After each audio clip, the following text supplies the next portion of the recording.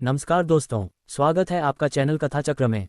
आज हम जानेंगे महाभारत के एक वीर योद्धा की कहानी जो अपने बलिदान और अदम्य साहस के लिए प्रसिद्ध है।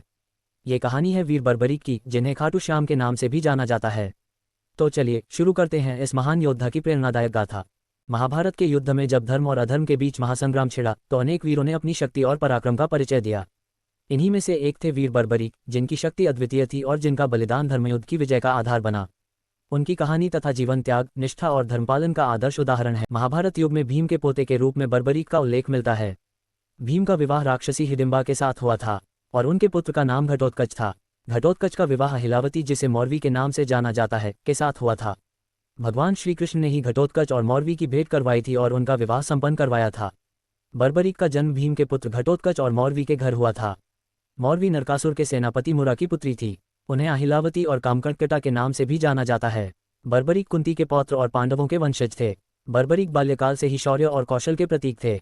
बर्बरीक ने अपनी माता मौरवी से ही युद्ध कौशल और कई विद्याओं की शिक्षा प्राप्त की थी।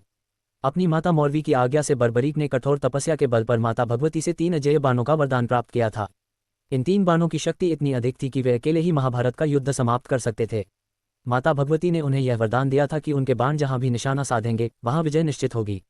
साथ ही उनके पास एक अद्भुत धनुष था जो उनके पराक्रम को और अधिक प्रबल बनाता था। वीर बर्बरीक केवल पराक्रमी ही नहीं बल्कि धर्मनिष्ठ और न्यायप्रिय भी थे। बर्बरीक महाभारत के युद्ध में भाग लेना चाहते थे और पांडवों के पक्ष की ओर से ही युद्ध लड़ना चाहते थे।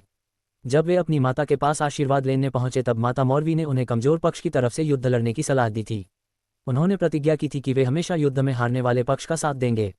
उनका मानना था कि समर्थन की आवश्यकता किसी शक्तिशाली को नहीं बल्कि कमजोर को होती है। ये प्रतिज्ञा उनके जीवन का मूल सिद्धांत बन गई। श्री कृष्ण ने बर्बरीक की परीक्षा लेने के लिए उनसे एक प्रश्न पूछा, यदि तुम्हें इस युद्ध में भाग लेना पड़े तो तुम किस पक्ष का समर्थन करोगे? बर्बरीक ने अपनी प्रतिज्ञा के अनुसार उत्तर दिया, मैं कमजोर पक्ष का ही साथ दूंगा। श्री कृष्ण ने बर्बरीक से उनकी शक्ति का प्रदर्शन करने को कहा।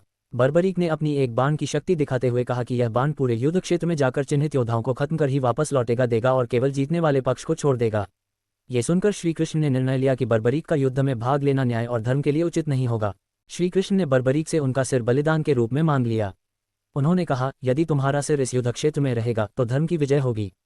बर्बरीक ने बिना किसी प्रश्न के धर्म की रक्षा के लिए अपना सिर देने का निर्णय लिया। बर्बरीक ने स्वयं अपना सिर काटकर श्री कृष्ण को अर्पित कर दिया। उनकी यह बलिदानी न केवल महाभारत के युद्ध को धर्म में बना गई बल्कि यह भी दिखाया कि सच्चा योद्धा वही है जो धर्म और न्याय के लिए अपने जीवन तक का त्याग कर सके।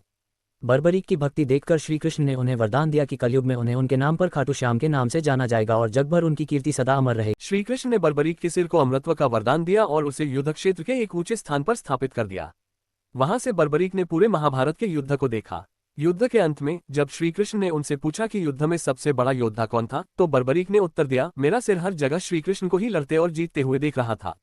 युद्ध के वास्तविक विजेता केवल आप ही हैं।